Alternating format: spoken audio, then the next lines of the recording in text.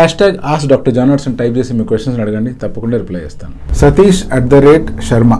Sir, can I apply oil to my hair after hair transplant? Hair transplant జరిగిన తర్వాత at least 15 days వరకు మీరు ఎటువంటి సొంత ఆయిల్ అప్లై చేయడం కానీ పౌడర్ అప్లై చేయడం కానీ అటువంటిది చేయకపోవడం మంచిది. ఎందుకంటే గ్రాఫ్ట్ చాలా ఫ్రెజైల్గా ఉంటాయి. ఈ గ్రాఫ్ట్ని జాగ్రత్తగా కాపాడుకోవాలి.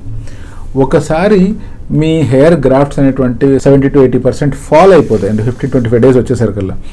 దాని తర్వాత మీరు హెయిర్కి ఆయిల్ అప్లై చేసుకోవచ్చు, సీరం అప్లై చేసుకోవచ్చు, మినాక్సిల్ లోషన్ అప్లై చేసుకోవచ్చు, ఎటువంటి ఇబ్బంది లేదు.